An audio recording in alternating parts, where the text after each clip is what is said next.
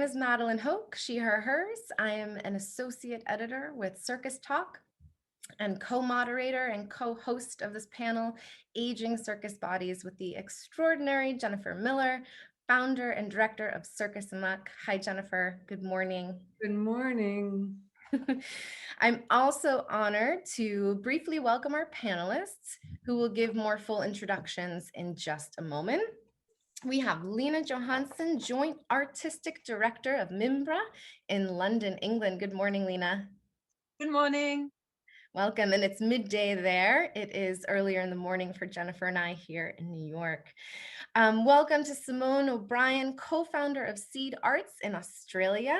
Hi, welcome, Simone.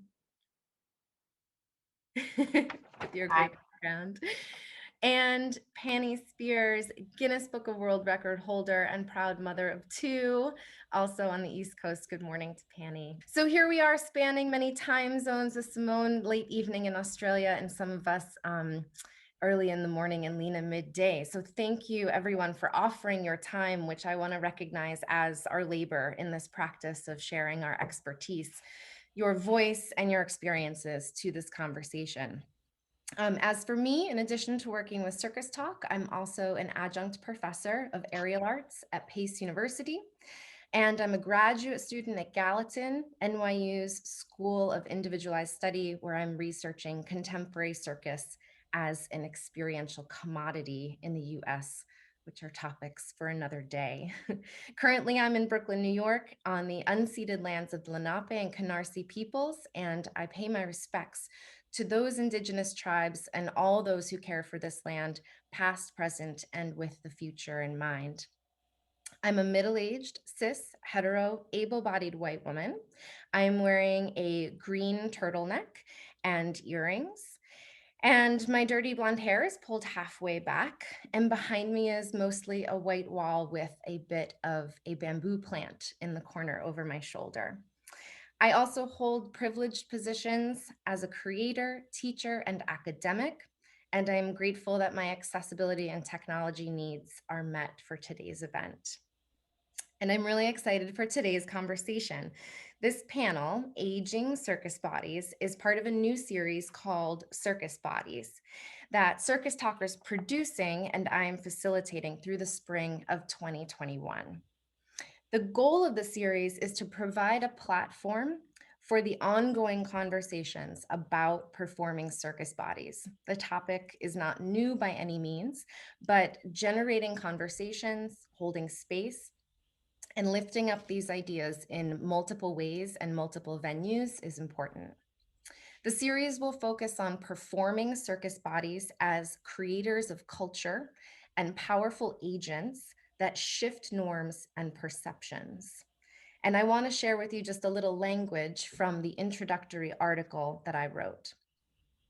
This series will be crafted with an acute and sensitive awareness that it is impossible to encapsulate the individual nuances, intersectionalities, stereotypes, and cultural perceptions that any individual or group experiences at any point in a circus career. And that the goal of this series is to foster education, community, support, empathy, and action, and when needed, change by highlighting circus bodies as important meaning makers and culture creators.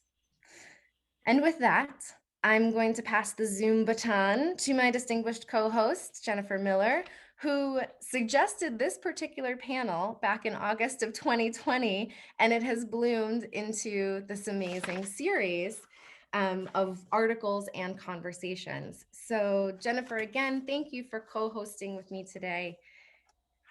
Hello, welcome again. Hello, my pleasure.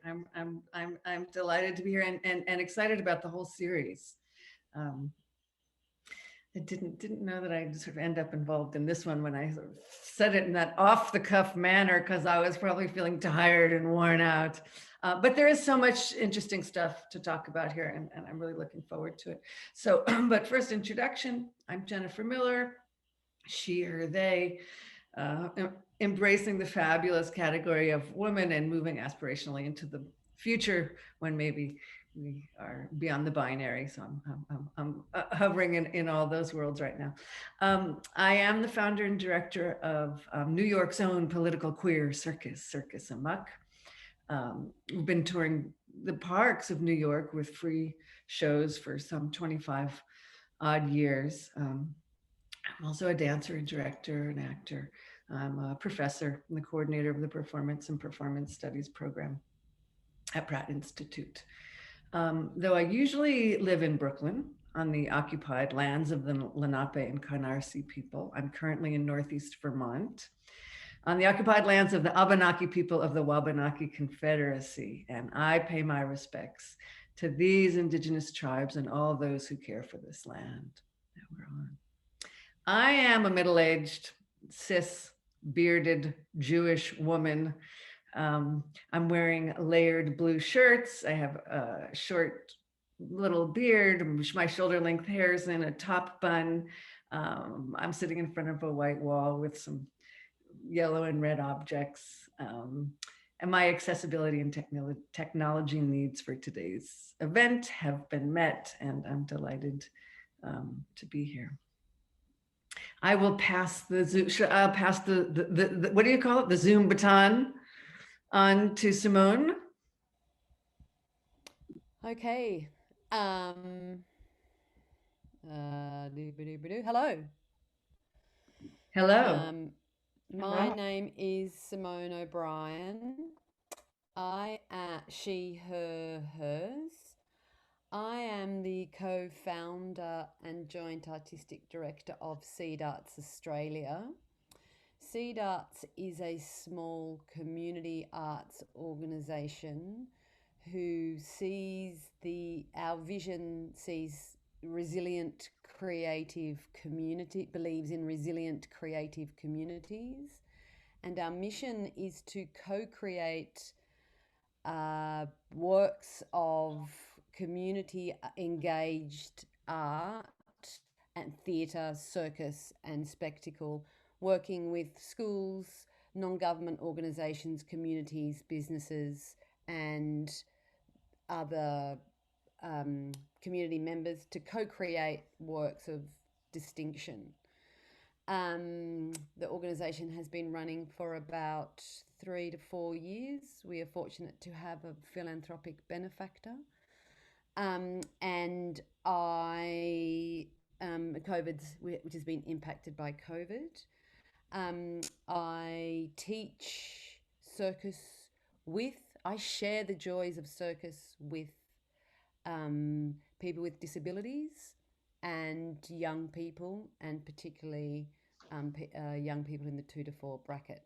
I've got a virtual background of a stunning neon pink and flowers and blue and red. I'm currently in Main Arm, northern New South Wales, which is near Mullumbimby. And I'll just say that word again because it's such a beautiful word to say, Mullumbimby. I'm on the lands of the Bundjalung, the Arakwal people of the Bundjalung Nation.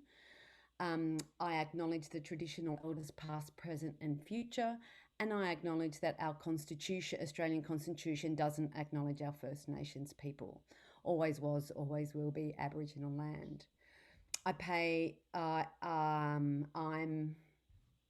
I middle-aged? I'm 55. I'm not gonna say middle-aged, I don't like that. I'm 55, cis, hetero, white woman wearing not much.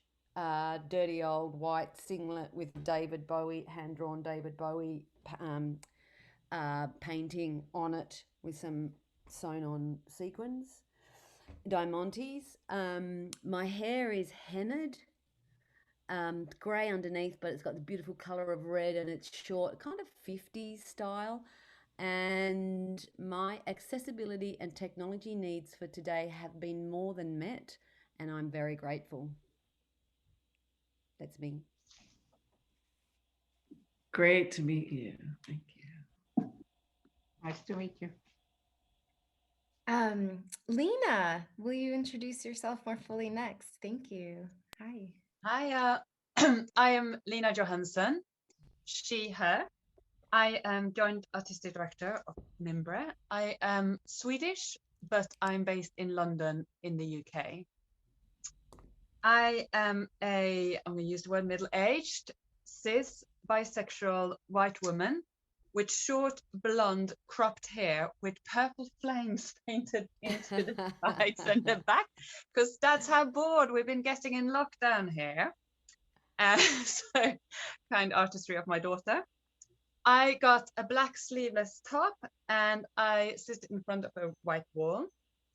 I hold privileged positions as choreographer, mime director, and also as joint artistic director of a producing circus company, Mimbre. Mimbre is a women-led acrobatic theatre company, and we specialize in outdoor and unconventional performing spaces. And we have toured across the world with those performances for nearly 25 years, give and take with COVID. And my co-director Silvia Fratelli is still performing, while I've taken a step back more into choreographing and directing and teaching. My accessibility needs have been met for this meeting, and I'm very grateful to be here. Excellent. Thank you, Nice Lena. to meet you. Wonderful to meet you. Nice to meet you. And Penny, good morning to you. And tell us Good a little morning to you too. bit. My name is Penny Spears. Originally should be pronounced as Fanny, and I am she, her, hers. I am a self-employed and mostly known as a contortion master coach, presently still active as such, spite of my age, whatever. So I am also a retired circus arts performer. I traveled as such in many countries for several years. And I am also a semi-retired fitness / flexibility specialist, expert. I am also a jazz musician, which I am presently not pursuing because as much as I am trying to be more flexible, no pun intended with time, but there are not enough hours in a day for all the things I am trying to accomplish before my time comes. And anyway, at this time, beside teaching online, I am also involved in writing various circus and circus related acrobatics, contortion, etc. Related articles, which eventually I'm hoping to put into a book. I am also writing another book in a different language, not in English. What else? I am residing at this time, well, actually for the past 8-9 years in Southwest Florida on the occupied land of the Seminoles. And I pay my respect to this native tribe and to those who care for this land. I am definitely the oldest in this panel. That's the way I like to describe myself without going into middle age or even further. Cis hetero white woman wearing a sequined blue top. Behind me is a white wall, and I suppose you can't really see it. There is my favorite ballerina painting. Originally, I brought it from Hungary, but it's by Paul Freed, I think, from late 1800s or 1900s. So I just like this painting. I am wearing this bluish sequinish top. My maroon colored hair is short and messy as usual. It's just the way it is.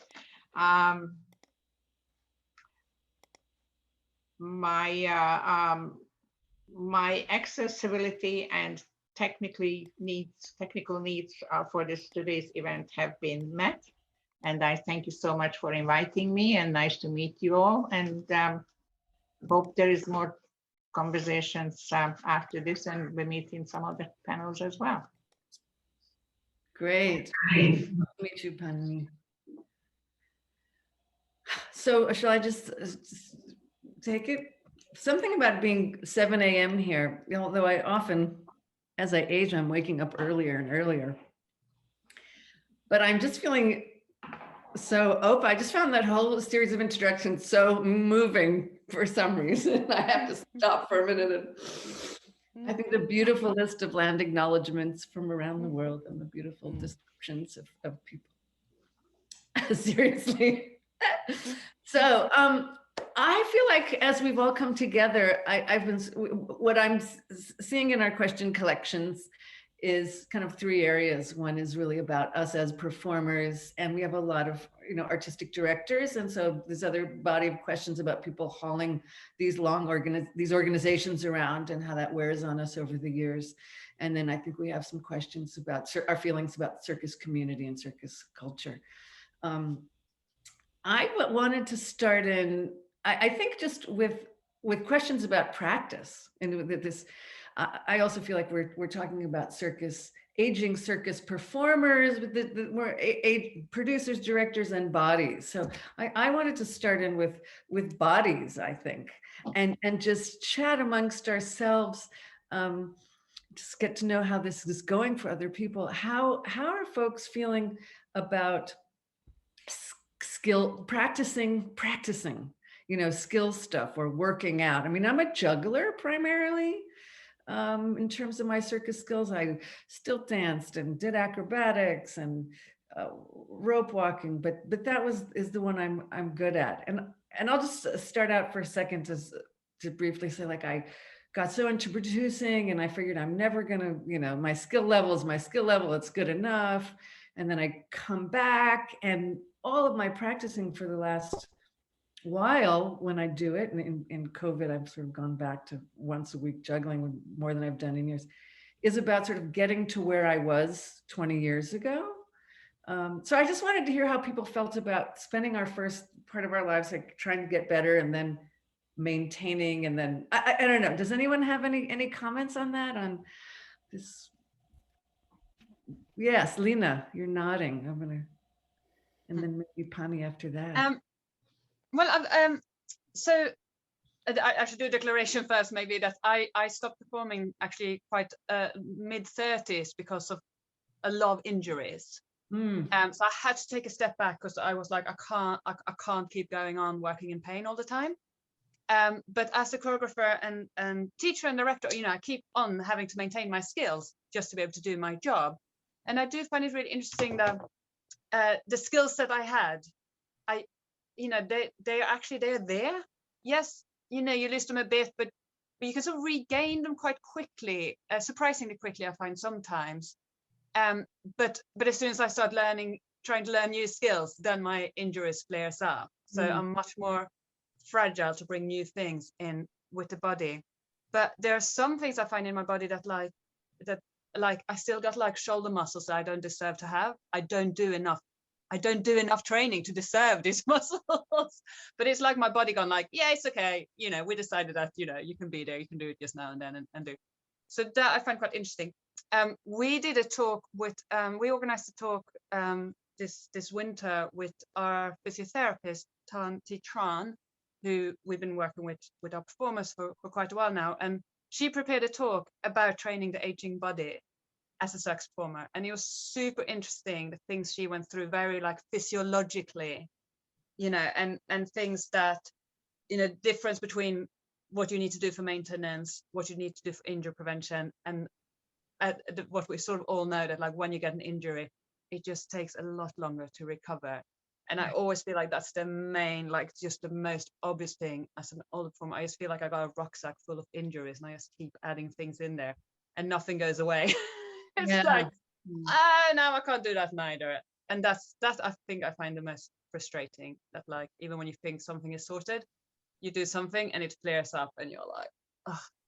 Yeah.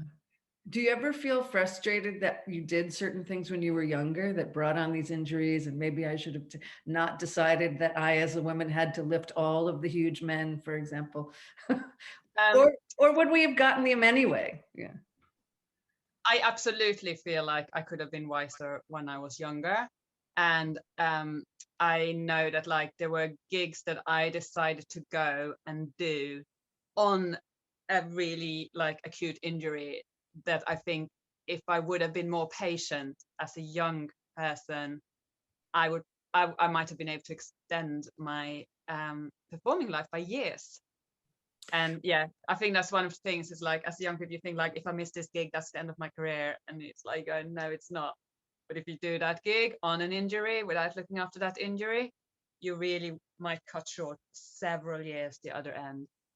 Well, this is sort of getting towards a lot of interesting things for me, but I want to hear from Pani next, and so maybe then we can come back. But these questions of virtuosity in aging, ego tied to skill set, and then and career based on the body. But let's maybe hear everybody's sort of opening statement, and then have some conversation if we could.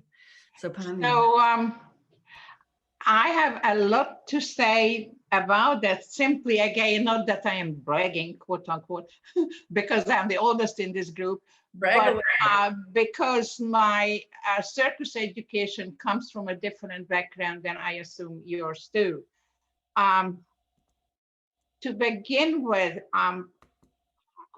in my circus school, long time ago, I am from the first generation who actually graduated. So again, here I go aging myself again. It was well in the 50s, okay?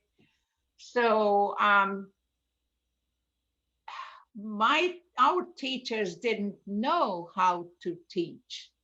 There wasn't any specific qualification they had to have, which just before I forget, I want to insert here that at some point we should be talking about that, maybe not in this panel, but another time, that what sort of regulations we should have nowadays in order to be qualified, certification, something that you should be teaching in a circus school, because we still don't have anything like I finished, because just because you are a good performer, athletes, just because you are a top athlete, you're not necessarily the best coach. Teaching is a different thing, and you have to know individually. So I just wanted to quickly insert that before we forget that at some point we need to talk about that in a larger scale.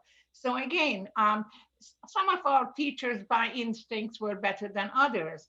I was lucky that although for 3 years we had to do pretty much everything, and like I was the most professional klutz when it comes to juggling, and I still had to do a year, I'm saying, excuse me, wasted in juggling, because you just had to learn 3 of this and this and this to juggle. And so, some people it took 2 weeks. And for me, after 1 year, I still couldn't juggle with 3, whatever, But luckily, my injuries don't come from that, although I have juggler friends who've been juggling all, years with juggling. They were 5 of them and just throwing it, the knuckles are all in arthritis now. So what I am trying to back up to it, that your aging injuries or how your body injures, it's how you take care of it at the very beginning. I also usually symbolize with your vehicle, how you take care of your car, what kind, how often you change the oil, how you're speeding or not, how often you're using the brake, right? It kind of can symbolize how you take care of your body as well. Just kind of think about that. So that's another, little insert here. I was lucky that my main subject eventually turned out to be contortion, and second training was my roller skating. I did some tumbling as well, but they weren't my main features, but I had to learn what I had to learn in order to be specialized. I was just lucky that I think by instinct, my contortion teacher was good. I mean, as far as physiology is concerned, and if I have any injury now, that's actually from the roller skating. And I don't think that was my teacher's fault either. So right now, my right hip is pretty much shut. But just to back up again, over the years, once I started family and my ex-husband wasn't in circus, etc. So I kind of phased out of circus and moved into more the fitness.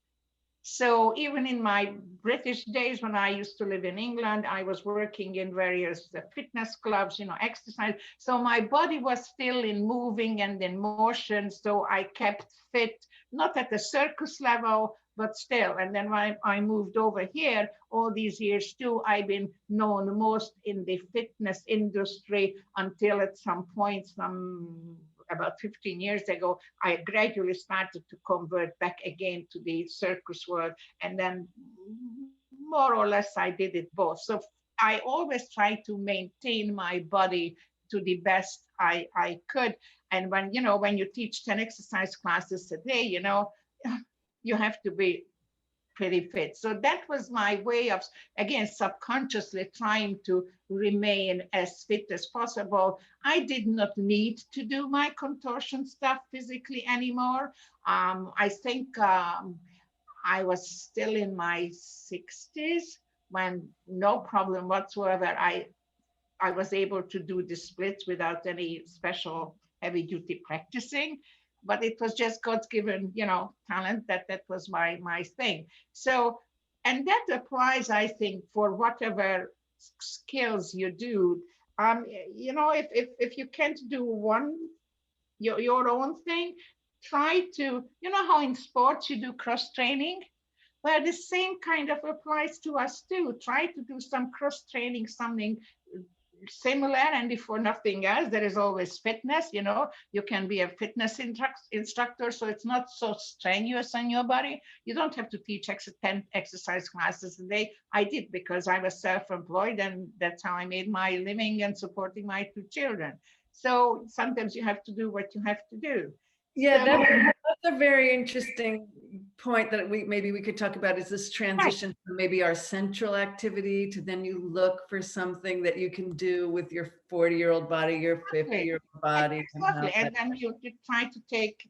And then you're starting over. For me, that was that idea of something I'd invested 30 years in, and then all of a sudden I'm starting over. And how does that feel? Like maybe instead of being a great juggler, I could be a mediocre musician. So, something let's and when I discovered that I also had talent for music, and since I happened to be upstate New York, where there was a well-known music academy, music school, part of University of Rochester, I just happened to fall into it again. I just happened to be accidentally somewhere at the right place at the right time.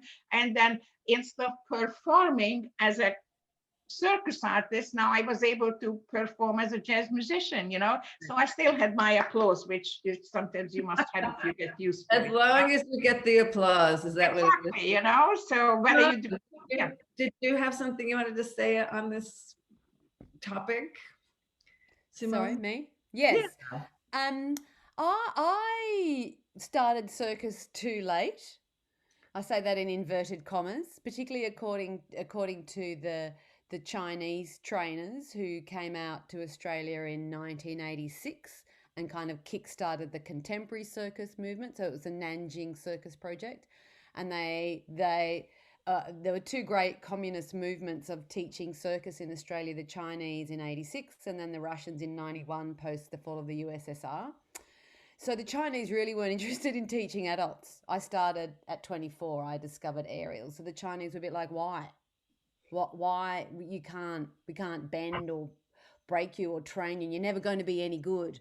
And we try to kind of explain cabaret and that circus was a tool to discuss ideas, and Circus Oz was started, and it was very much started as a political movement to talk about anti-nuclear. This was in the 80s, and gender diversity and equality for women, and yes, the women, held the guys on the shoulders. So I started at 24, and circus was a tool for me as a performer to kind of be literally and physically a level above everyone else.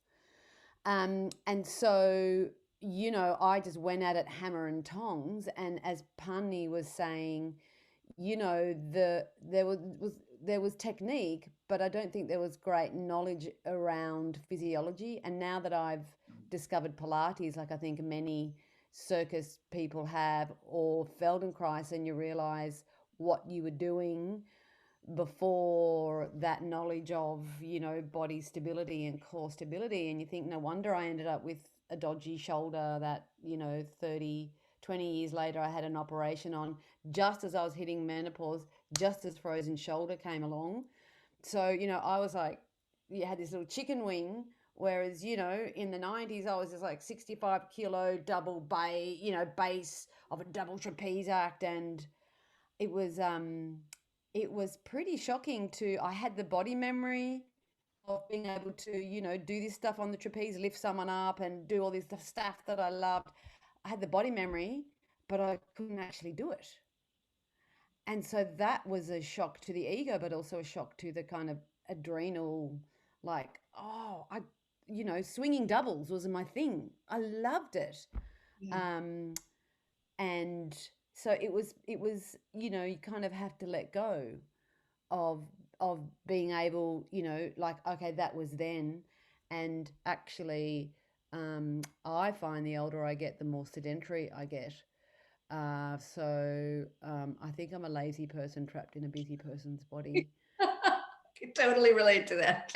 And so juggling's really appealing, like we used to call jugglers, like the footballers as aerial princesses.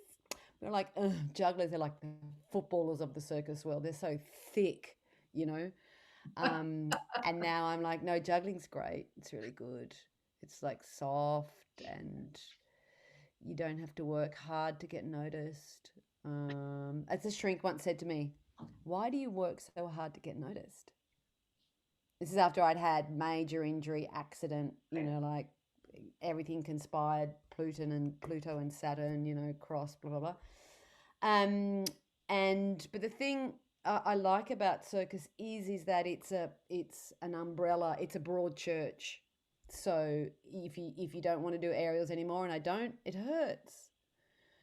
Not to a hardcore degree, but you can go and do something else. You can practice your handstands or acrobalance or juggling. It offers so much.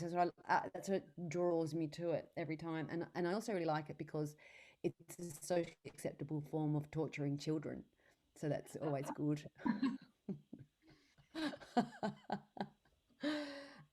It's kind of pathology in a way. Circus it's a cult. You keep coming back and you keep doing the shit that hurts and pains like your passport. So and we kind of wear, the rucksack full of injuries. I love that, Lena, that image. And so now, yes, I find the joy I get from it is from circus is because my body's now limited. Well, it doesn't do what finding new ways and working with other bodies to find what they can bring. And that's why I find a great deal of satisfaction in working with people with disabilities because what they do to circus is kind of the opposite of virtuosity, but also what circus offers their bodies is just because it's got the performance element. It's just, I love that space. I think I feel that's where my aging body is most useful and finds its resonance. I'm drawn to it because of all the rich, the unvirtuosic. Yeah, I think this whole thing symbols a move to, talks to a move to how we think about the unvirtuosic in the circus world. But that being said, maybe Madeline, this was such great, interesting stuff to hear. But we should turn it over to you if you want to bring in another question or dig farther into some of the things that came up here. I'm going to toss Yeah, it over to you. I think what struck me, especially about what everyone was saying, but also what Simone, you just kind of hit the nail on the head with, and what I'm finding segueing from being a performer more towards academia is this idea of the identity that we attach to the physical skills. Like, I am an aerialist, I am a juggler, and that's my it's tied into virtuosity. And what it feels like to segue from one skill set to another, whether that's into creation and coaching or into a completely different genre of teaching or completely different thing in the world. What that either feels like or looks like or is exciting about it. Or devastating or whatever that brings up for you is this sense of identity, because I see that in young people that I work with and coach. It's like they are what they are, and I'm like, maybe not forever. How we kind of conceptualize this individually and also a bit within our communities, and then broadly culturally, of being what we do.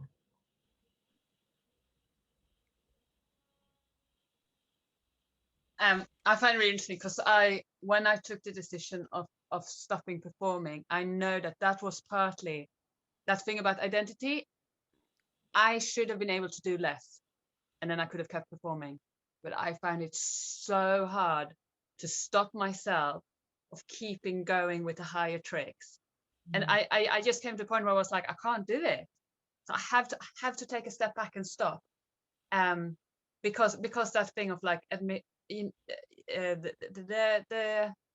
I don't know what it is. You just love you work so hard for so long to get those like the big tricks that you really want to achieve and work for, and then to say, okay, I'm going to keep going, but I'm not going to do any of those ones. I'm going to do these ones. It's so hard, I think, and yeah, it requires maturity that I definitely didn't have.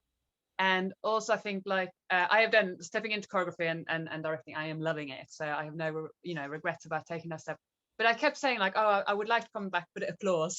I'm with you, Penny. I missed applause, from the audience. And all along I've been like, I need to do that in like a dance setting or in a physical theater setting where the physicality I can still do will be really celebrated and will be seen as amazing.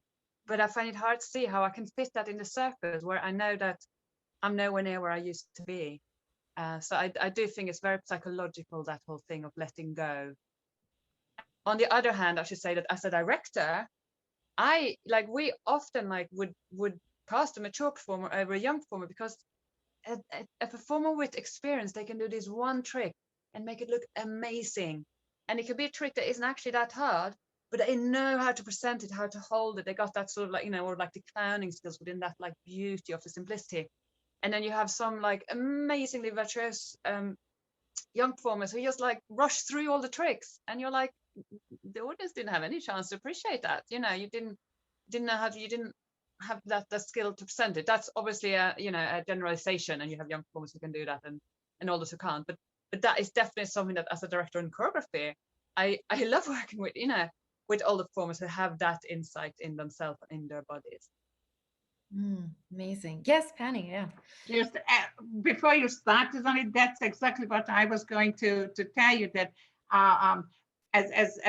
so for so many years a circus performer, when we first graduated from the school, I remember the older routine acrobats, I had one special one, older friend, I've always kept on whispering me if we happen to be in the same show. It's not what you do, it's how you do it. And the amateurs, quote unquote, the spectators, they have no idea that this trick is so much more difficult. When you do a needle or a scorpion, right? If you look at the sailing, it's balancing. It's just so much difficult than if your eyes are just ahead. And the audience doesn't know the difference. So, you know what I mean? Who are you performing to your peers or to your spectators? Who are going to pay you? It's the audience. So you got to, so that's the other side of the coin. So now when I'm teaching children, some of them are in dance studios. And so for choreography or what I teach them, it's going to be part of a competition. So my first question is if I accept them to be a student at all. But my first question is, so when you're asking me to a choreography or a trick or something, who is going to be your spectator? Is it for you because you want to be performing, stage, whatever, right? Or is it going to be for a competition? Because then I am going to teach that trick in two different way, right? Then for a competition, indeed, you have to go for the difficulty level because that's what you are judged by in one part, right? Beside how you do it. But if it's going to be for performing, honey, if you don't have to do a double somersault, then don't do it. Then just do a round of back handspring, with a layout. And a single layout is going to be even more attractive probably than if you do a double. So why bother? And then but then I understand that for your own satisfaction, you also have to feel that you are improving or getting better. But just bear that in mind, you can make the improvement is how you do it and not necessarily what you do. So it's that very fine balance, that you have to figure out who you're performing to. Right. That reminds me of what Simone, you were saying at 24, you were already too old. So somewhere in this world, even at the beginning, we've aged out by some people's Yeah. standards. Mm. And yet how you were using the technique for cabaret or storytelling was different. And so the intention was different, or the audience was different. There was something else behind it, which I think shifts the identity then, for me, at least in my experience, as you were saying, Lena, going into maybe physical theater, like how are we using these skills for the audience, for ourselves, etc. With all that taken in. Jennifer, I see you. Oh, I was just going to say, in Circus and Muck, we never really valued virtuosity all that much.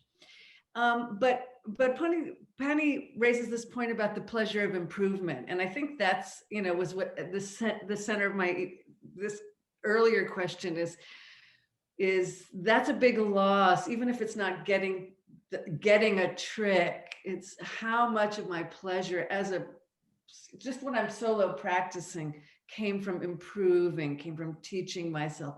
And I really had to rejigger that to still have the pleasure of learning, even though it might be relearning or learning something much more subtle, like, but so that's one thing. And then the other thing I wanted to bring up was the identity question. So since I was not so much around virtuosity, my identity questions of late have come around the exhaustion of producing and directing. And so it's not so much if I'm not a juggler anymore, but if I'm not, frankly, running Circus and Muck anymore. And that is a much bigger identity question for me that I've been really struggling with the last few years. And I have the energy to direct it. I don't have I don't have, a great philanthropist behind us. Sadly, that's amazing that you do. So it's the fundraising as part of our circus lives, which it seems like many of us here have, is also a piece of the aging circus creator. And so that's where my identity issues are a little bit more, if I'm not the maker of this big spectacle. Yeah. Simone, did you want to chime in more? That kind of stemmed from what you had already said, but anything to add on? Yes, I'm really interested in that producing question because, and that generational thing as well. Like, you realize you and your peers are now the next generation. Like we looked up to the founders of Circus Oz, and they were all old when they started, and they started that for the reasons I outlined earlier, because they had, politics and ideas. And now you find yourself, oh, we are now that older generation, and, being a director on tour with these younger acrobats. And our experiences are culturally irrelevant to them. They've got and that's a bit of a shock as well, but it's great being able to bring that experience. And also, because the Australian circus scene is so small, connect in with the next generation through, you know, the sons and daughters of your peers. And so that's really lovely, and be able to have influence in that sector. And so I'm producing a tight wire spectacle event, and I'm not a tight wire artist. And so everyone assumes that I'm a tight wire artist. And it's like, no, I know tight wire artists. I call some of my best friends tight wire artists. I don't have the patience to do it, properly, but I can see the benefits of it on a number of levels, particularly to tell an important Indigenous story, because one of the world's greatest tight wire walkers of all time was an Indigenous fellow born in Lismore in Australia. So producing a massive event. Oh yeah, let's put a 95-meter tight wire across the river in Lismore. You know, it's like, what was I thinking? The philanthropy doesn't pay for that, but that it makes me tired thinking about it, and I'm only halfway through. So that kind of age thing where you're like, oh, I want to slow down actually, and do one thing really well, one or two things really well, rather than a number of things shitly. So yeah, that I guess, finishing on a positive note, that again, that's what I love about circus, is you don't have to know how to do the thing to produce the event, but to do it authentically, you know enough people. You have a circle of people around that you trust, that have the knowledge to do it, so that the engagement, for me, it's a reconciliation story. So that we can use that circus act as a metaphor for the precarious balance our First Nations brothers and sisters have in Australia, but also as the commonality for the tight wire for mental health, and navigating our own way through life. So I don't know, I don't know how I ended up there. I've talked myself into a cul-de-sac, but there you go. Yay. I think Lena had your hand up next. There was loads of really interesting things there that I really agree with. And I think that's like coming back what I said before as director. It's like when really young sex performers want to do a thing with a lot of story and a lot of the story of their life, and I'm like, you haven't lived long enough yet. But sometimes the maturity of being able to go more in depth in something. Again, now I'm just sounding really disrespectful of young people. I do not mean to. But I definitely think that there's some issues that you maybe as older you can deal with more and in more depth. But what I wanted to say was, I think also I feel a little bit like a fraud, like I said, because I'm not performing anymore, but I'm still creating very actively, and in that position where we're trying to do also sector support for acrobats and circus performers in England, and looking at how can we extend that, and with my joint artistic director still performing, I feel the physiological barriers or challenges, not barriers, the challenges of your body is only one part of it. I think a massive part of continuing as a circus performer as you age is what you touched upon, that all the other sides of it, if it's producing events, if it's creating, it's the lifestyle, it's the economical insecurity. We're talking with we had a meeting this autumn with some of our current performers who are still quite young, but they were like, where's the career progression? They were like, I want to have, one of a young women performer who wanted to have children. She was like, I can't see, what I'm paid as a performer doesn't change. How can I make this work for me if I want to have children? And it's one thing, to some extent, when you had a lifestyle of a traditional circus and you're traveling with circus and children can be part of it. That's so rare nowadays. And there's so much less space for children in the contemporary circus. You can't bring them to rehearsals in most spaces. Most spaces don't allow children into the training spaces. It's really hard. And on top of that, how do you earn enough money to, you know, if you need to have a mortgage, if pay the rent, have a, you know, sort of like more of a conventional. And I think that's a real challenge as you get older. And like you say, the idea of constantly, like as a producer, constantly bringing in the money, constantly doing the fundraising, and you're just going, at some point, like you get so fed up with the insecurity. We've been very privileged getting more secure core funding from Imbra in the last 10 years, and that have made such a difference. Yeah. Such a difference in being able to keep going and being able to keep like envisaging how to keep going for so much longer versus the instability of the freelance life.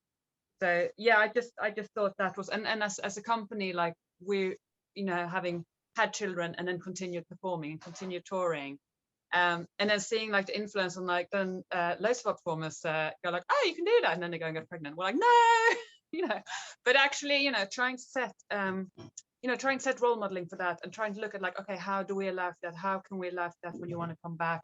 You know, allowing the children on tour, having babysitters with us, you know, all of those things around, because, you know, and I'm not in any way saying that all women, you know, wants to have children, but just like if they do, finding a way of making it work to have children and continue as a circus performer, both physiologically and as a life, that has been a big thing we've been working on, like, you know, how can we support that as a small producing company? So we've been referring to circus, acrobats, etc., as art, which it is. And I'm the first one to promote this because I actually been brought up as a circus artist way back in the communist regime, like a million years ago. However, having said that, I even put it up on my Facebook storyline where I wrote that contortionists, but for that matter, circus artists are really athletes as well as arts. So a lot of the way we nowadays especially protect our bodies as athletes with all modern technology, equipment, props, etc., right? So now as circus performers, we should and we do and the same thing. So for example, back in my days, right, gymnasts, acrobats got a lot of injuries from tumbling passes, right?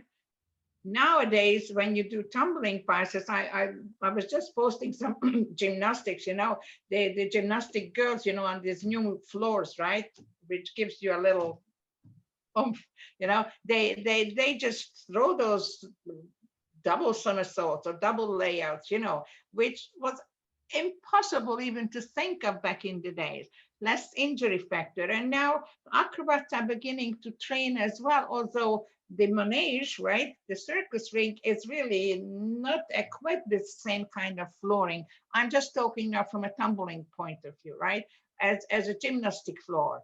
So you still get the injury factor, but again, if you go into a circus ring now, they also beginning to have the, you know, those air tracks. And when you do the tumbling passes, I mean, that's why you can do those fantastic tumbling passes. But still, most rings, unless the acrobat brings it with them as part of his or her prop, they don't really have it built in those modern technology flooring and those tracks.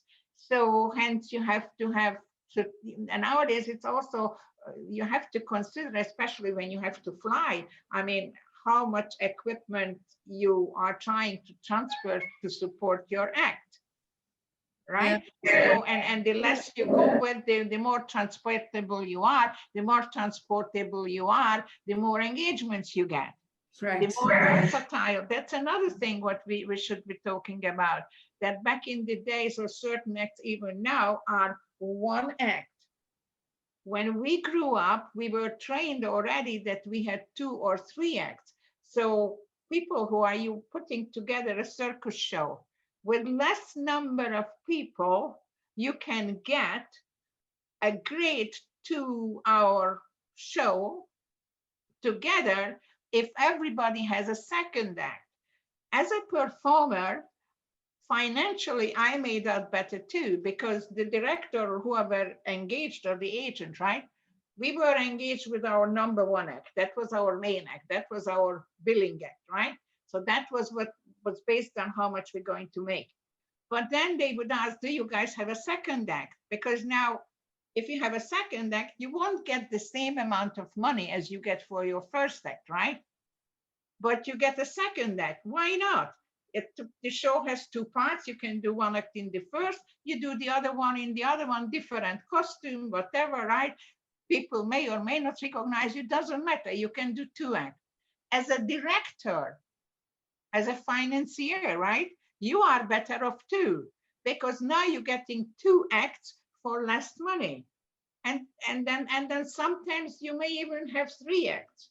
So now you have to be more multi performers as well, you know, and you could be if you are well trained as you grow up, or if you have a cross, you know, if you are an acrobat, you know, then you may be able to do an aerial act as well.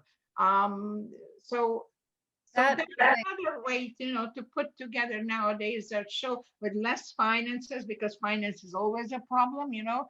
So try to get acrobats, you know, or people trained. Yeah, I think in the contemporary where there's much more of a movement towards ensemble and people doing.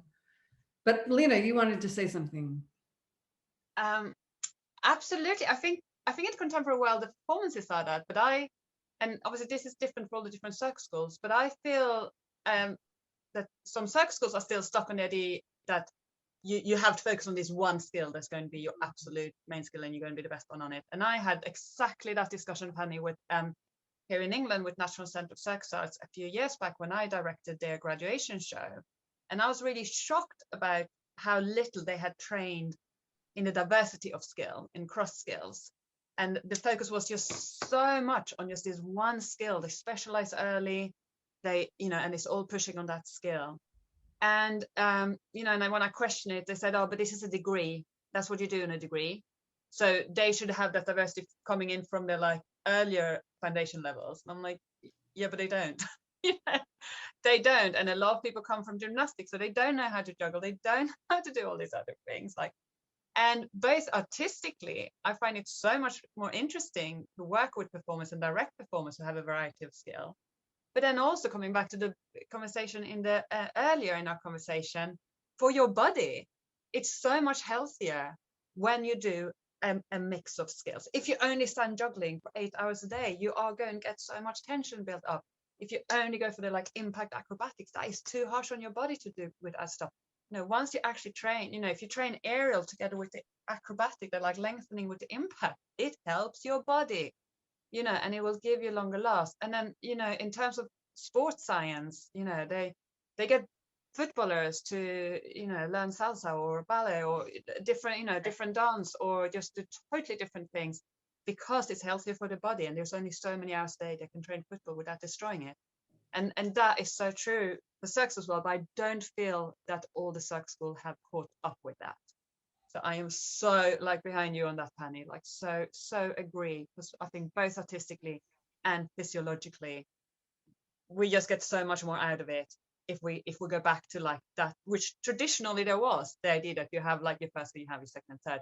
Also, when you then deal with ninja, like I said earlier, like when you're going in, you have a gig and you go like, I can't do that. But you end up doing it anyway. You know, if you actually have another skill, another act, that second act to fall back on, most producer will accept you to go, look, I can't do this, but I could come and do this instead, which would be better for my body at this point. You know, it gives you that plan B rather than all or nothing. Yeah, that's right. Yeah, this is what I see rubbing up against each other here is like each discipline keeps advancing and more things keep happening and people invent things, you know, they're getting so developed within their own right. So it just seems like such a tug between, do I do the one thing and get really good at the one thing, or this more idea of being a generalist, and is that, you know, better for the body or the industry and finances? There's so many facets to it. And that decision, even for a young person, or a decision culturally, how we're training people in schools. Yeah, I see a lot of tugging and tension between those two things. And as the whole industry kind of progresses. Yeah. You could be good at two things. You could be good at two things. Oh, absolutely. Yeah. Yeah. But I see even in some shows, it's like 5 or 6, and you play an instrument and you do, you know, all of these things. So I just want to give a nod here then to this wing of circus, which, I came up in the simultaneously in circus and theater and the postmodern dance world, which at that time was saying like, how can we bring all kinds of bodies into the dance world?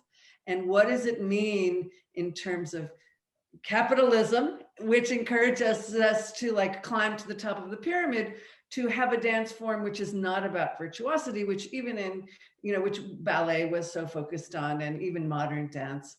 And so this kind of bringing pedestrian movement into dance, bringing improvisation, and bringing actually a lot of what we're all talking about as the healthy approaches, Feldenkrais and Pilates sort of came out of these dance worlds.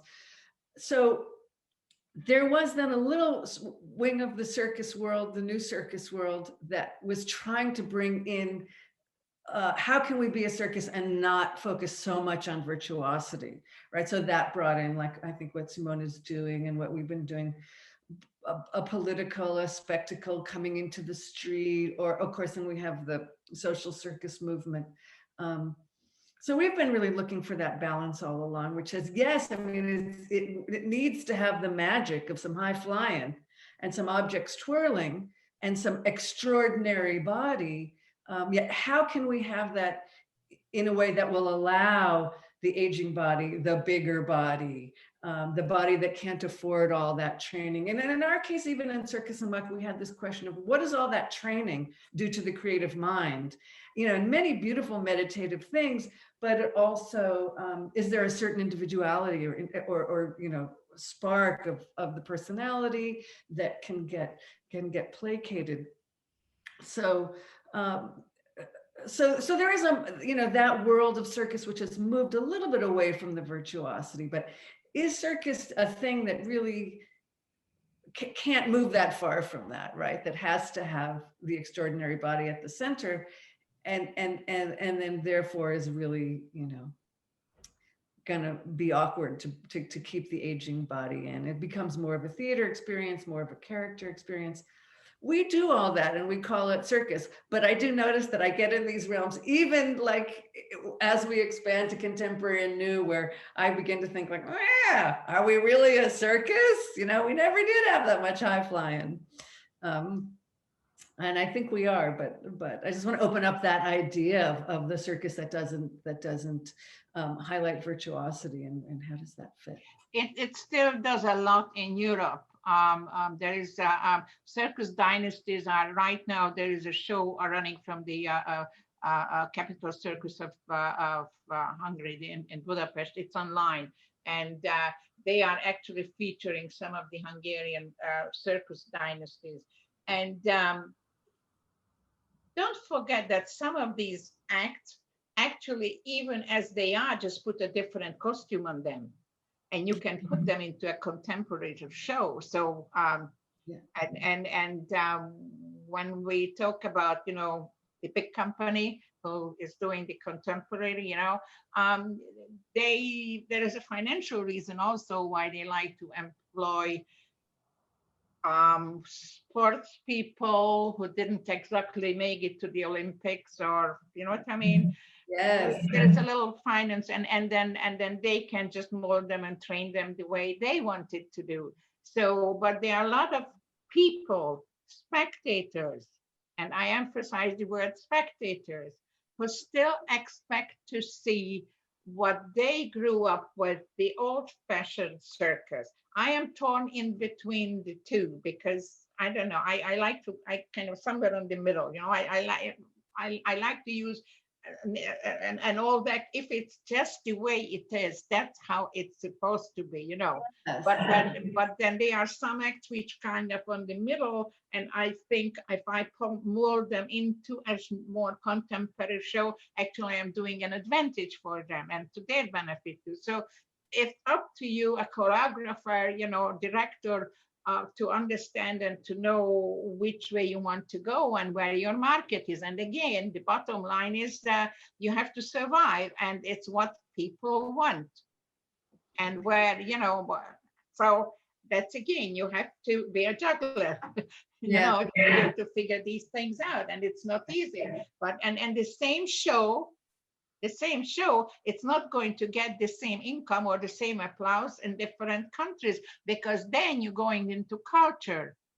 Because if and from what you guys were now talking about, the way I am sensing, it's mostly the um American, not so much the European market, let's put it this way, And so there is still a very strong trend in Europe to go with the traditional circus. And if they have diminished number of animal numbers, I mean, animal acts, actually, it's mostly for financial reasons. It's not so much the activists, because we circus people, we know that those animals are really treated very well, and they have to be treated well, otherwise they won't be performing. I mean, you know what I mean? I am from this world, so I know, I witnessed it, and I know how they were, back in my days, they treated, and that's the bottom line. If you don't treat them, they're not going to like you. You know, so my lion tamer friend never once used the whip on the lions. It was there for sound effect. Mm-hmm. And the animals responded for the sound, but they were never once beaten with that. So, and anyway, but that's not what we are here to talk about, the animals right now. Also, they are aging too at some point. Don't forget. So we're talking about circus body, they are circus bodies too, right? That's right. Simone, did you want to jump in here? Yeah, there's so much to talk about, but I'm kind of really interested in that, like the visibility of women, particularly, the older you get, the more invisible you become. And the circus maintaining that older female aging body is a political act.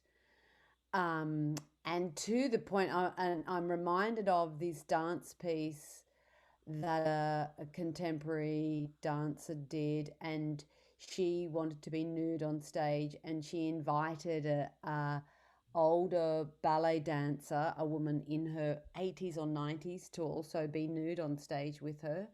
And the horror, the absolute people, you can't do this, exploiting that woman, exploiting that dancer, exploiting that elderly woman. And the elderly woman had no problem with it, but it got banned because the absolute, like, that is, the patriarchy's greatest fear, the nude older female body. So I was just thinking, I don't want to tell you how to do your job, Jennifer, but like, what would a nude older female circus show look like? Amazing. We perform outside, so we had to sort of dispense with nudity a while ago. But when we always have had, we've had one older woman and an older woman with MS with us for a long time. But you're right. I mean, the nudity question and the invisibility question is one that we're always.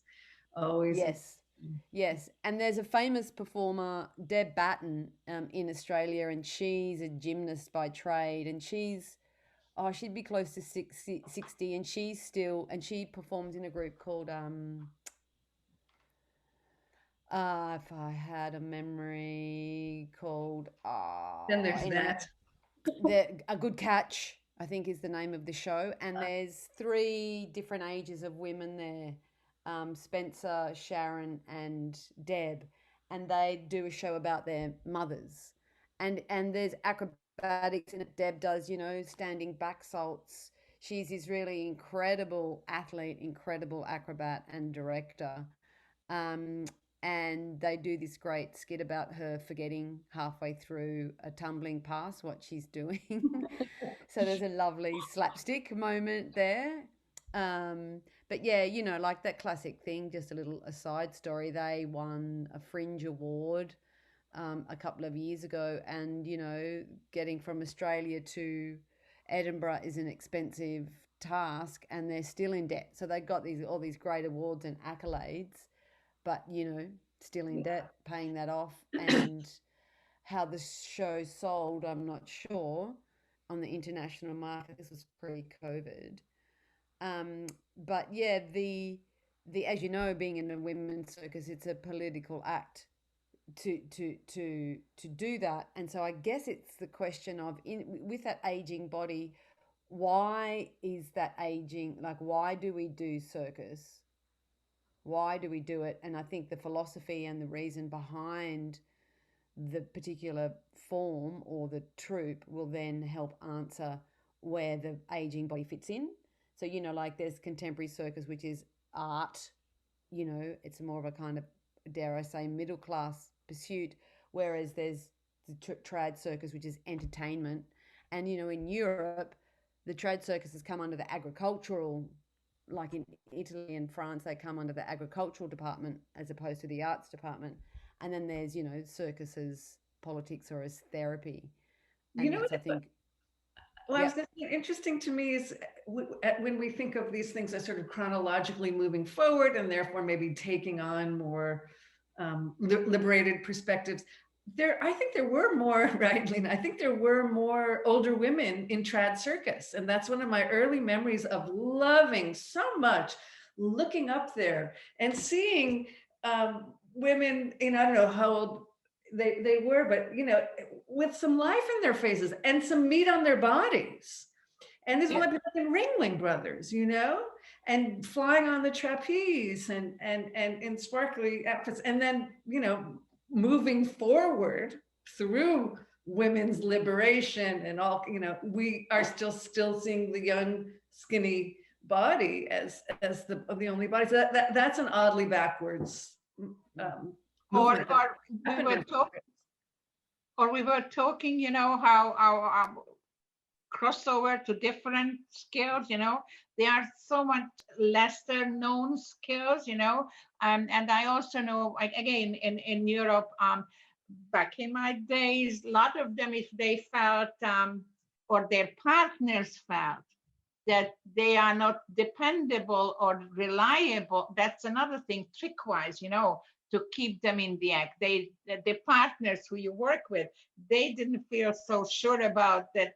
Is she going to be catch or she was getting too heavy, and it was a little bit difficult to, you know, throw her up in the air or something like that, you know. So a lot of the females, as they got older, they changed over to like small animal acts like dog training, you know, or there was a well-known one, she was working with the pigeons, you know, and all the pigeons on her arms and doing all the tricks. So, you know, where you didn't have to look so fabulous, or you put a longer gown on, you know, so you can cover those unwanted body parts you didn't want people to see, you know, that they got a little bit out of shape, you know, and then you just, again, change. My personal friends of mine from the circus school, when they could no longer do the juggling act because they, you know, they were 5 of them and there's families, whatever, they separated, and they were 5, then they were 4, then they were 3, and then eventually just the 2 of them, the couple, man and wife, you know.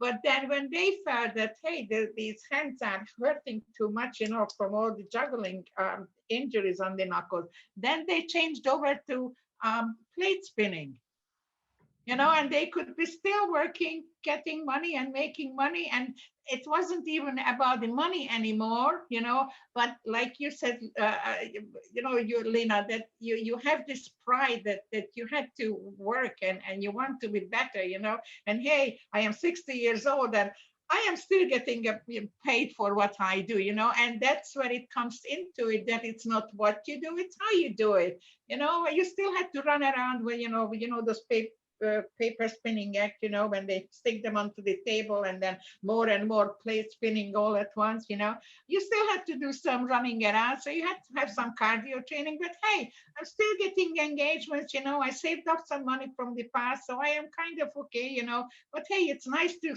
be still paid, you know. I'm not making as much as I used to. I can still pay my mortgage and I'm still getting my applause. It's more about that I can still do my ta-da, I am here, you know. So many things come into the picture, but Yeah. and sometimes it's mind over matter also, you know, and how you feel about it. And so, you know, and suddenly to know how to switch over to something else. Lena.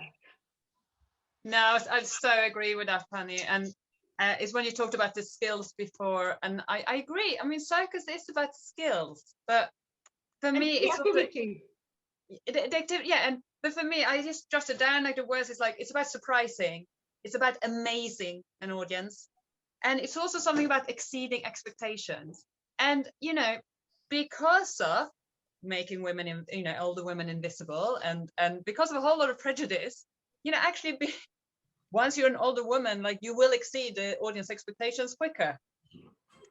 That there's problem with that, but still, in circus, I think it is about that as well. How you build up something, and an audience watching a 60-year-old woman performing an act on the stage, they will also see that differently from a young 20-year-old. But Lena, but it depends on one more thing quickly, because sometimes it's not necessary, like I said, the age, it's what you do.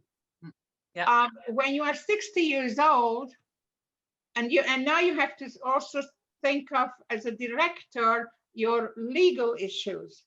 So when you're 60 years old, God forbid, and you are doing a high wire act, there is more liability, unfortunately, that there could be an accident. So you know what I mean? All what you need is an earache. You don't even know. It throws your balance off. You don't even know, which could be any age, right?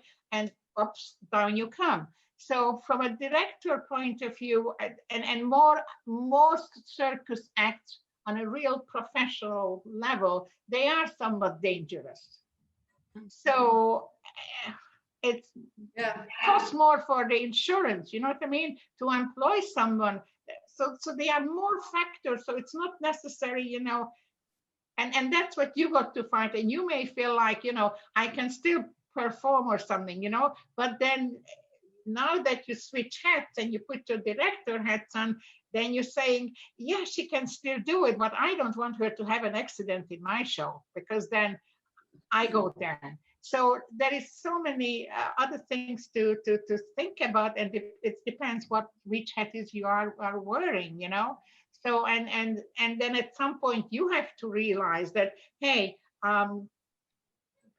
it's getting a little bit heavier. I just, even if I am training the same amount, etc., I have to work harder. I don't feel safe that I can carry my partner in my roller skating act, So, and you have to come to that point when you know that it is dangerous, not just for you, but if you are working in a group, you could be a danger in the group because something could happen.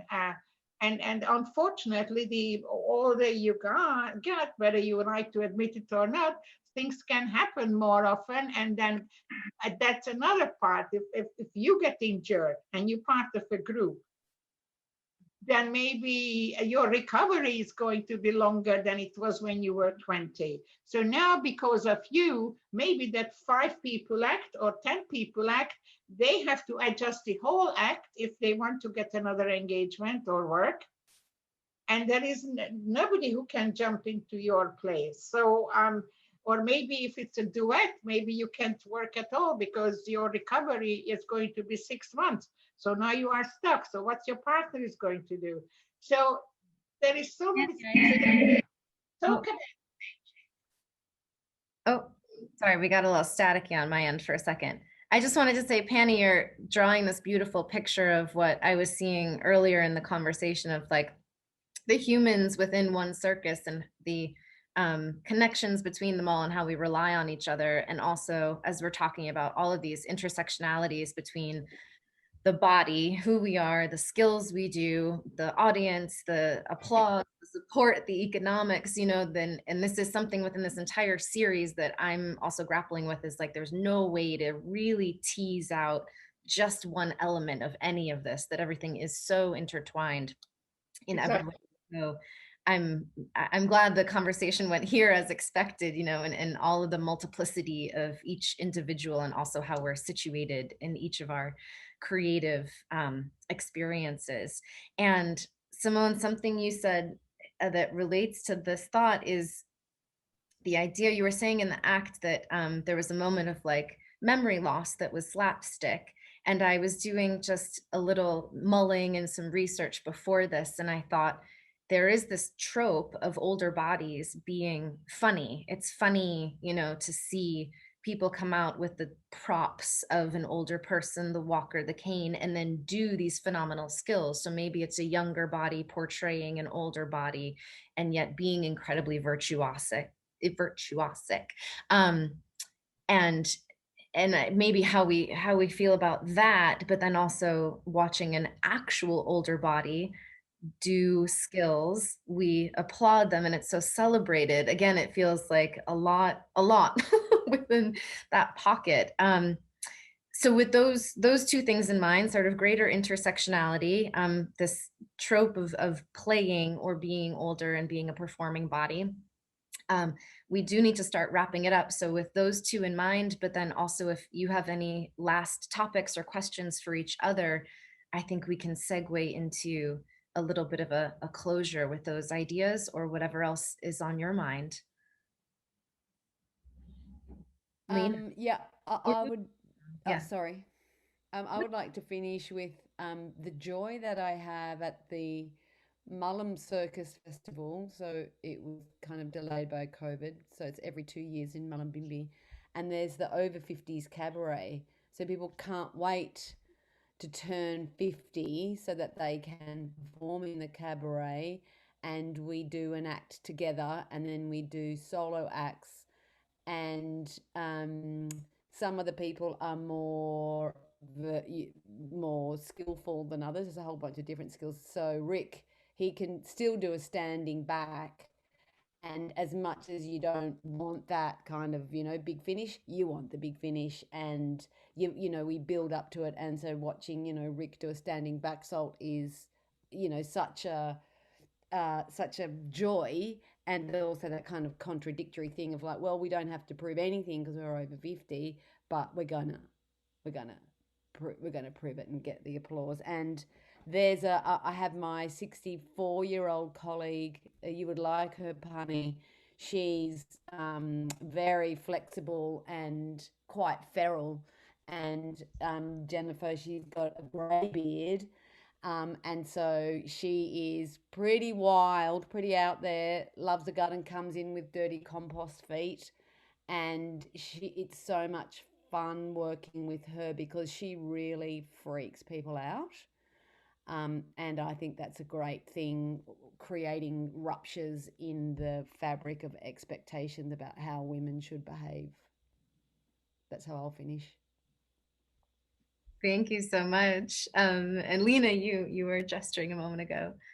Oh, that sounds amazing. The access Simone just mentioned. I thought just a few sort of leftover thoughts from all the different conversation. One was, like I said, we had this talk by a physiotherapist on like training the aging sex body, and I think what hit us all was, you know, the things that she was recommending, like very specific, like physiological things, like building bone mass. She was like, the best way of build bone mass is in your 20s and 30s by doing weight bearing and impact and jumping, you know. And we're all like, shit, it's too late. But it's never too late. She was like, oh no, you keep doing it, you know, through the menopause. Weight bearing is going to help you, you know. Like there is research out there is research in sports science, there's research in dance science, and there are various people pulling it into circus. But I think, yeah, for younger performers, like start looking after that body now, and it will just give you so much of a longer career. But I wanted to mention just a few names of people who are working with a lot of this research in how to both to train your body for longevity, but also with an older body training. And one is Lindsay Butcher from Gravity and Levity. She's based in the UK, and they normally run a yearly aerial festival where they have a lot of those things involved. Also Serenity Smith over in San Francisco. She came over San Francisco Center of Circus. Mimbra and National Center of Circus here, we ran a thing around acrobatic training and longevity I think 5 years ago now. She came over, and also we brought sports scientists in, and basically the knowledge is there. So I just wish that it would be brought in more officially into circus training, and like Penny says, like already in circus education, how we train the bodies in a healthy way, you know, with the Pilates and your Feldenkrais or different movement technique, like how we pull in that knowledge from other places, both from the beginning and then also to have that idea of when you go on that, yeah, this is there. Also, there's a project at Upswing with Yamedime. They run in CIRCUS in care homes, you know, so they drill it down to like, what is the essence of the CIRCUS skill that is giving us satisfaction? You know, and they run it for older people in care homes, you know, with various access needs. So yeah, I just, the thing I love with CIRCUS is that it is what you make it. And we just have to keep remembering that. And the value we put into it, you know, is the value the audience takes away. And so yeah, I guess like just being, you know, being kind to yourself in what it is, we will keep surprising ourselves as well as the audience. Beautiful, beautiful. Thank you. And thank you for those mentions and resources. And it makes me think, you know, the physical knowledge is there, but also the emotional knowledge. You know, we have older artists living life fully and experiencing things and creating and doing all this. So there's much to be passed on to the next generation. Penny, yes, last thoughts. Just for closing, Simone, in Australia, you have Christina Denton. You know her? She's a contortionist. She is well in her 70s. Last I knew of her a couple of years ago, I think she had a hip surgery, but I know she was still working. Christina Denton, look her up. My closing on that aging theme is for circus buddies. Your body is your equipment, your tool, your transportation system, your everything. So like I said earlier, it's, you know, how you take care of your car or vehicle, you know, it reflects on how you take care of your body, and that this is your responsibility. No one else can do it for you. And you just have to learn. And again, we are individuals, by the way, and even if that's another subject for another panel maybe, but even learning or performing or teaching a trick one way, depending who you are, I may have to use different approach to teach you or you that same trick, depending on many variables, again, as far as you are concerned. You know what I mean? So that's another something maybe we ought to talk about sometimes, about various teachings. You know, some of these you can't even learn in school. You just have to have an instinct for it. I think that figuring out. So it's my advice to everybody: take care of your body. It's your body. Nobody else can take care of it for you. I am trying about 3 hours a day now. I mean, bearing in mind that I'm still stuck with a 24 hours day, and as I get older, it seems to be shorter and shorter. So I am trying to invent the 36-hour day, but I didn't get there yet.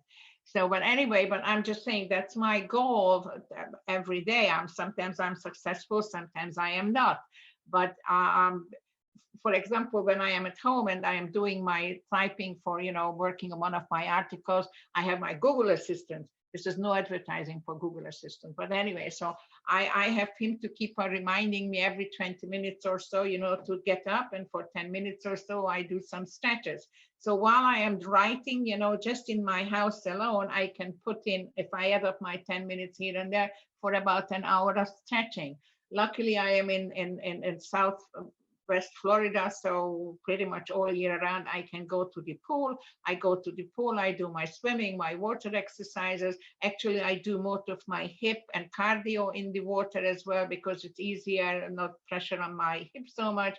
Then where I live in my community, we have a gym. I can go to the gym 24/7, luckily. So I can, you know what I mean? And then mix it up. So and you just have to get your priorities in the right order. And that's where I am struggling sometimes, you know, especially as I get older, the more I have my bucket list. So I have to figure out that which one, you know, I have to do first. So yeah, you know, space yourself out, you know, while you are still younger than me, you know, so make sure that when you get older, you don't have that much on your bucket list, you know. So try to do as much as you can now, and whatever you got to do, your life goals, make out the list, so space it out so you have time to take care of your body. It's yours.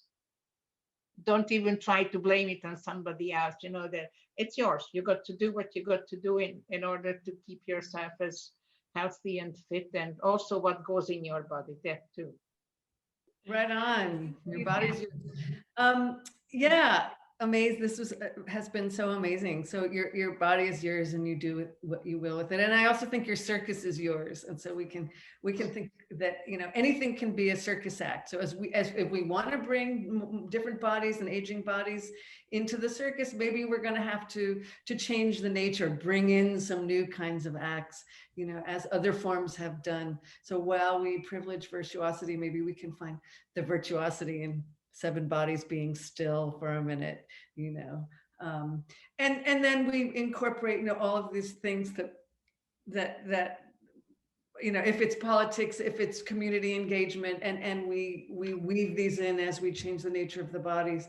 So I think there's room for all of it, for keeping the traditional, keeping the love and the training of the body, and letting the shape of circus change just a little bit, that we might need to if we want to incorporate other bodies and aging bodies. But we didn't talk about clowns at all. This is one area where the aging performer has been welcome. And of course, we think of Fellini's film, The Clowns, where he went back and really looked at all of these older clowns, and what brilliance and what beauty we see in that, where we have a form that allows the wisdom to come in and allows what is so gorgeous about a body that has more years on it. I mean, it moves differently. It holds itself differently. It's a different kind of weight. It's different timing of reaction. And all those things are so exciting and thrilling as well. I love that we brought this up in public, going back to what Simone was saying about the invisibility of women. We also push away and make invisible older people. So I'm so appreciative that we've had this discussion, and we've come together to think about these issues in public, and to not just intellectualize about them, but to share our feelings and our experiences. I think it's been a really valuable conversation. Thank you, Madeline, for organizing this and bringing us together. Well, thank you, as I mentioned, for the initial spark for this and the whole series. And yes, these panels always bring up like 19 other panels that need to be happening, or not panels, it feels so formal, but conversations, discussions, just, as I said, making space and platforms and room for experiences and different voices and tiny adorable puppies, as Simone is holding and brought on the screen. So thank you for those beautiful, beautiful final thoughts and closing statements. But I don't even want to say final or closing, because the point is that it's ongoing, that we've shared resources, we've shared names of people that we know of, and companies and experiences and shows, and this should continue. And this is just one little nugget in the world of how it can continue. So I will more officially just do a wrap up / pause in the conversation, and just thank everyone for being here personally and on behalf of Circus Talk. And I want to mention to the folks watching this that most of the Circus Body series is only going to be available through Circus Talk's Pro membership. So that's something to consider and look into if you haven't already. And that is readily available on the Circus Talk website, and has tons of connections and tools and further conversations and live gatherings, live, here with each other on Zoom or otherwise, for the Circus Talk community. And I'm looking forward to our upcoming topics, which are fat circus bodies, gendered circus bodies, disabled circus bodies, an event honoring BIPOC circus bodies as kind of a one-year check-in after the events of late May and June 2020, and closing up the entire series, which is someone I was speaking with the other day said is just the perfect sort of fully encapsulating subject of sideshow and extreme circus body acts that will bring all of these topics together, I think. I'm already gathering information and talking with some potential panelists in these areas. So if you, our viewers, have some experience or expertise, as this delightful group has, in any of these topics, you're welcome to leave a note in the comments below and tag me, or I'm at madeline@circustalk.com. I'd love to connect with you.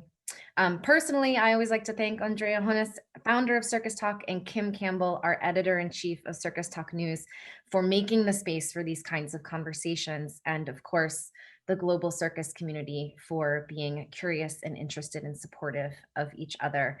Thank you, Simone. I know it's getting probably into the wee hours of the morning there. Lena, have a lovely afternoon. Thank you for being with us. Penny, thanks for being up early, although I know that's your style. And Jennifer, I've fully wakened into the day. I hope you have too here in New York. So thank you so much. And Zoom endings are always a little weird. So let's unmute ourselves and say a ruckus goodbye, circus style.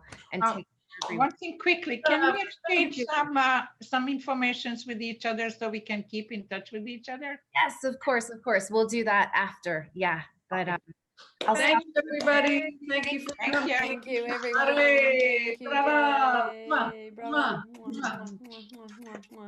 Bye.